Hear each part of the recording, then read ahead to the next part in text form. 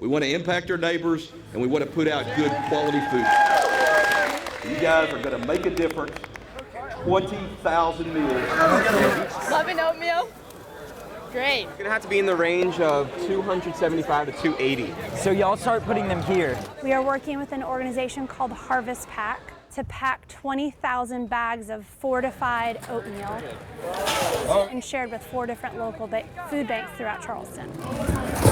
Yeah, you fill all 20 of them up. How big is it? It's about 50, where it was 50 pounds. How heavy do I think it is? Well, those bags of oats down there are 50 pounds, so I would say each of these is maybe 5 or 10 pounds of oats. Academics are really important, but so is giving back to our community. Y'all put your new ones over here. About 14 years ago, I challenged the senior class to serve the community right around 9/11. I think they're all having a really great time. I feel like my soul has been cleansed. So I think the senior class will always remember this day. It just kicks off their senior year.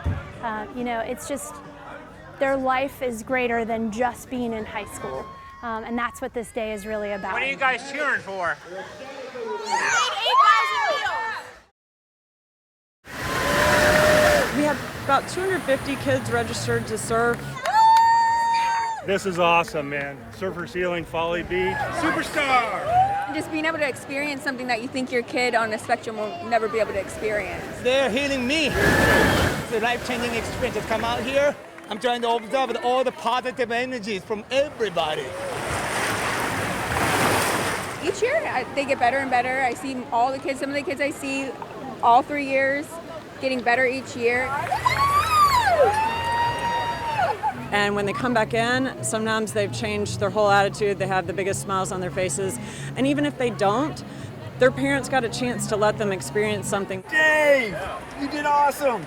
Great day, great waves, with good friends. I've had parents just say, I just come out because it's so nice to be around all the other parents that are, again, going through all the same stuff. Jumping, not necessarily getting up in the surfboard, riding a wave, not necessary for everything, you know. As long as you're in the ocean with the surfboard, we share so much more than surfing. Every single time you see your kid out there, it's just a locked memory. And then you go back and you watch the videos. It's just amazing. I love coming here every year. We're here on the Wapu Cut where the governor has just seen some of these derelict boats abandoned in our local waterways. It's a real concern. Governor, I appreciate you taking the time. A several-mile trek to inspire help for our local waterways. This is the barge. Laying unused for 2 years, partially sinking. Removing the structure, not cheap.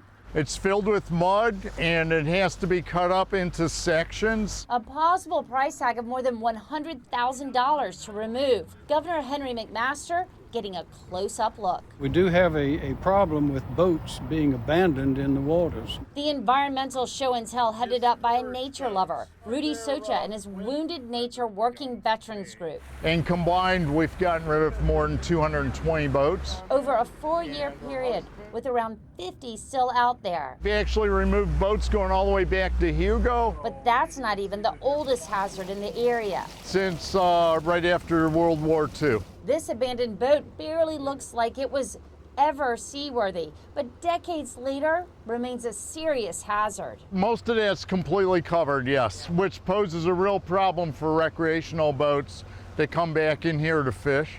Birds living in the area can get trapped in a vessel that's falling apart.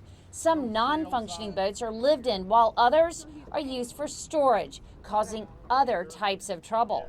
The biggest issue is when a storm comes and all that debris that's tied on the top or his treasures will end up in that tidal marsh right there. State Representative Spencer Whitmore and local law enforcement also got a chance to share the troublesome coastal plight with the governor. From Folly Beach all the way here, this abandoned boat issue has been a big one for me.